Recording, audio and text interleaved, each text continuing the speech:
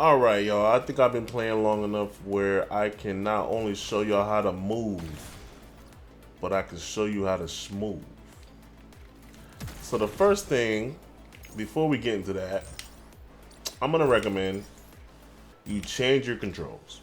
I'm not saying copy me, but I'm saying take some time, figure out what you like and you don't like, what feels natural and doesn't feel natural, and switch it around. I do not think the presets are the way to go. I have two customs. I think it's gonna take some time to get used to the movement. The other thing I want to say is your stamina and Femto, I want you to look at those as two different types of movement.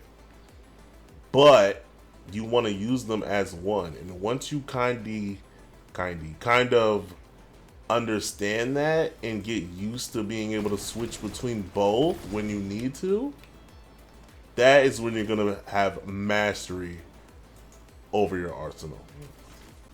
Alright, before we get deep into this, we're gonna show off just our stats real quick. Oops, I did not mean to do that.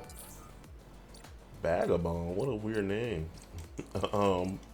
So remember guys, use the terms help so you can get an idea what these terms do. We're just gonna focus on our speed. These other things do matter, like stamina efficiency and recovery speed, but I don't want to get too deep into those right now.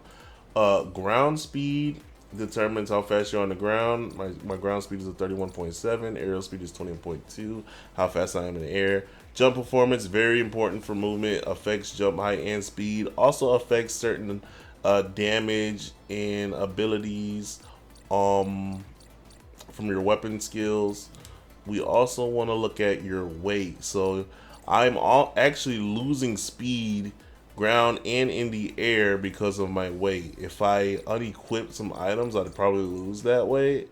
But I move with this build, I'm pretty agile, so I'm not really too worried about. But if I did want to increase it, I could drop some stuff.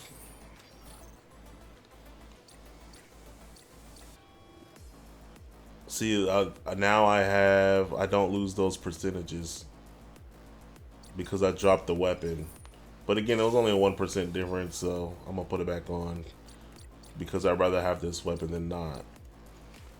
Alright, so now let's go move on to emergency evade.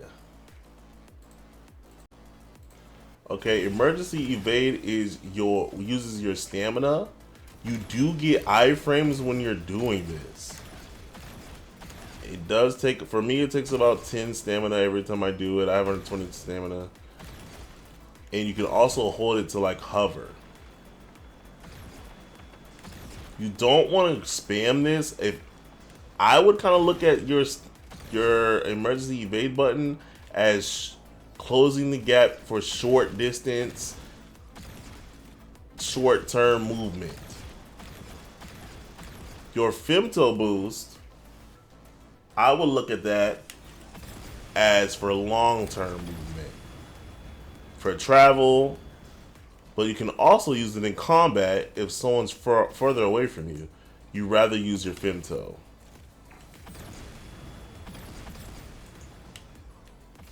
Right?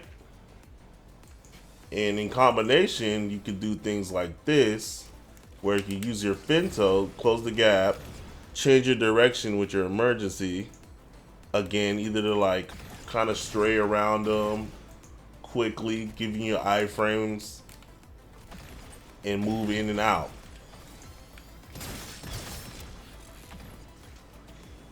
And that's kind of the very basics on kind of how you want to move around in this game in combat. We're gonna get even deeper than that though. Now when you're traveling, in order to get around, you can also use your emergency evade to completely change direction.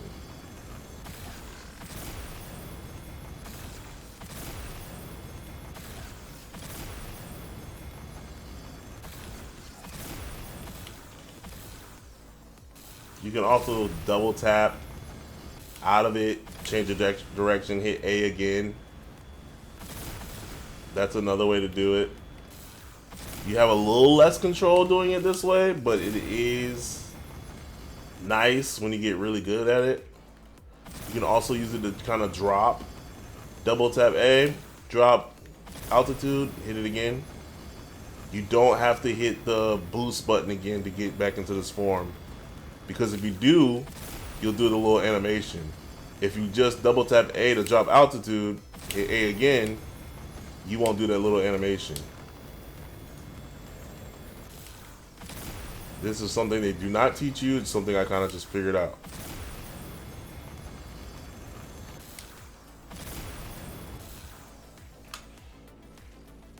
Here is something that I kind of feel like is a little advanced, but once you get the hang of it, it's really not that hard.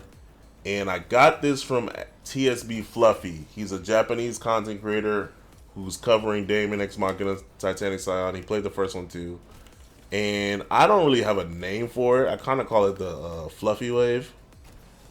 But what you do is, and you have to be locked on a target to really like utilize it.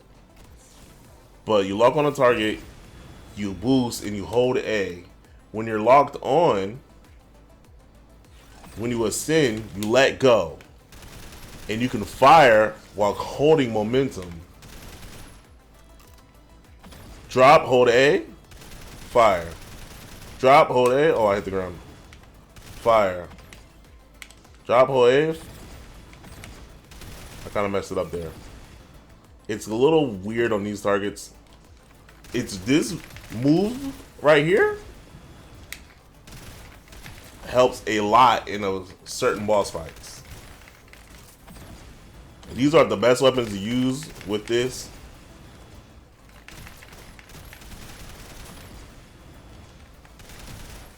But again, you can get a lot of damage while keeping your momentum.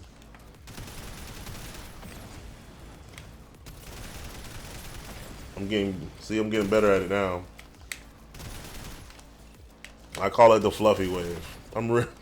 Once you master it, and you have the right guns equipped, you can really move while dishing out damage. It definitely helps on a certain boss. The water boss really helps out on. So remember, like when you're doing it, you boost, double tap A, shoot, hit A, double tap A, shoot. It's a little weird, but once you do it, not only will you feel cool, but you'll be able to, again, keep your momentum while damaging. Okay?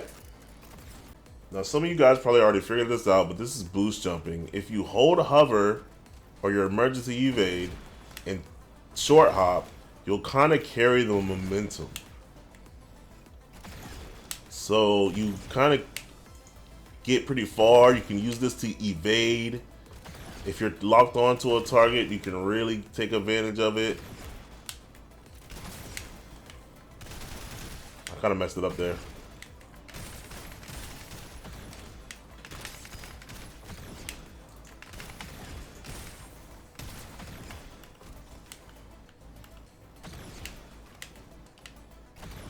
It's a little tricky. But you can really, ooh, that was a good one.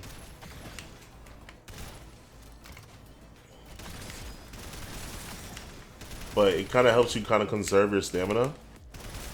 The trick is really trying not to jump too much to go into flight mode. But once you get it, it's actually a really good way to move, especially against grounded targets.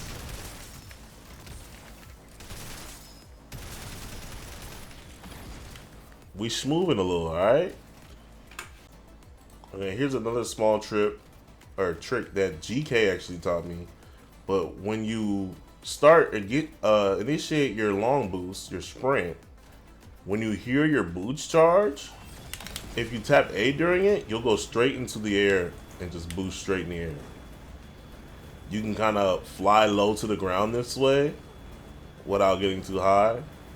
And it's just a cool way to like stay on the ground, especially if you're trying to chase something without going over it.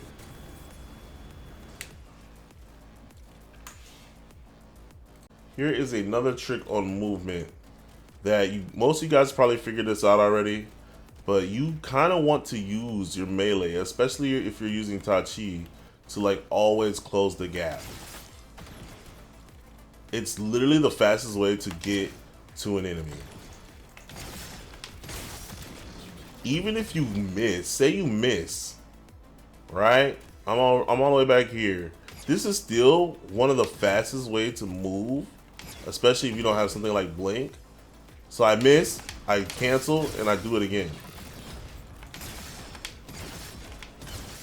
You can use this to chase. It's really good once you get the hang of it. You really move. It's really good on Anfangs. Even if you're out of stamina or Femto, this is faster than some of your walk speeds. Especially for a heavy build. Just keep doing this. I know this is small and simple, but I'm telling you, when you master all these things together, you're gonna be schmoovin', man. You're gonna be schmoovin'. Another thing, if you're really trying to schmoove, is blink. There is no wrong reason to use blink. Use it to close the gap, evade.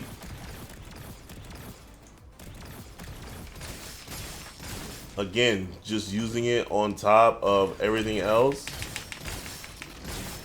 you can really get around.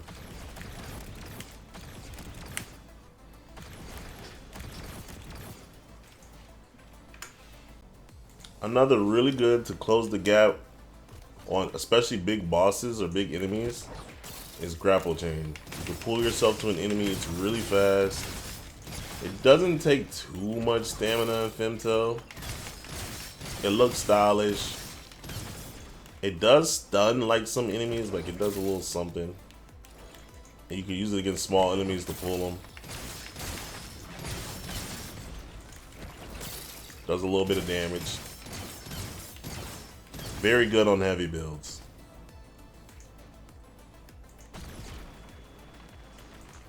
Oh, another thing too is jumping.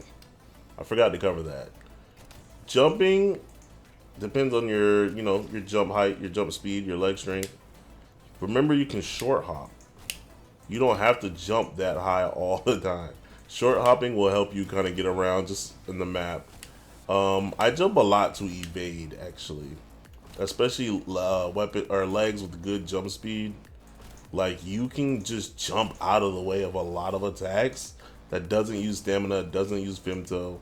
Again, combining that with something like blink and your emergency dash and your Femto, you can really get around and you have a lot of control. You can start knowing where you're gonna land, when you're gonna land. You're gonna be able to close the gap, get behind the enemy when you need to get behind them. Like, they're just, again, when you get used to it, it's really gonna be, it's gonna take some time. I still feel like I'm mastering it, but I definitely feel a lot better than when I made that first movement video. I think I got one more thing to show you guys. Alright, I actually have two more things to show you guys. But the first one is using Helmsplitter to gain altitude. You can pop Helmsplitter and cancel it before you come down, or initiate flight. So it kind of helps you get up in the air really fast. It's actually really good move against bosses, especially against Centurion, because he has a move where he strikes the ground and hits kind of everything on the ground. If you use Helmsplitter, you can get out the way and you can just stay up there and then continue to dish out damage. Helmsplitter is, I feel like it's a little slept on. It's a really good move, but if you use it more as an evasive tool, I feel like you get more out of it while dishing damage. And the last thing I wanted to talk about before we end this video, and I think a lot of you old school Armored Core and Daemon X Machina fans will actually love this, is the auxiliary boosters. I just got Hermes 2, so this is one of the best ones. But with it,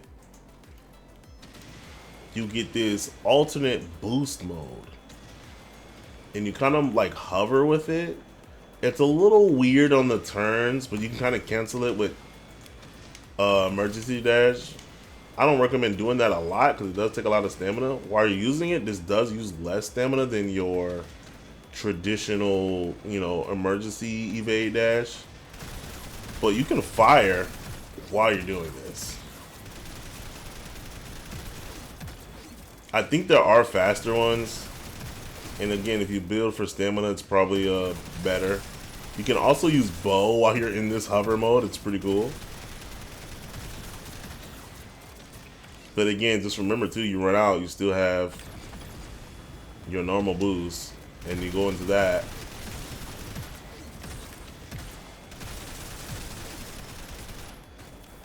It's a good, I think it's really good for range builds.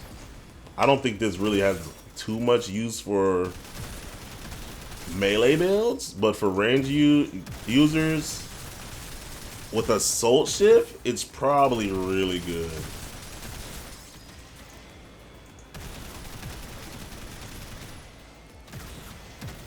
But that's it. Hopefully you guys are a little bit better pilots after this. Again, it's going to take some time. Definitely play around in the training room, get used to it. I definitely kind of use these, try to like get through these holes without like hitting them. Definitely helps me become a better flyer. And again, being able to go where you want to go, you have a lot of control in this game when you learn how to control it. GK put it this way where like you kind of want to, you automatically move fast, right? So what you kind of have a hard time on is stopping. I think that's true. I do think more than just stopping, you want to control what you're attacking. So here's another tip, and this is my last tip, is learning when to use lock on and when to turn it off. If I'm trying to close the gap, I'm gonna lock on. If I'm trying to get away, I'm gonna lock out, lock off. Lock on and lock off. Learning how to balance lock on and lock off in certain situations, because lock on kind of controls how you move when you boost.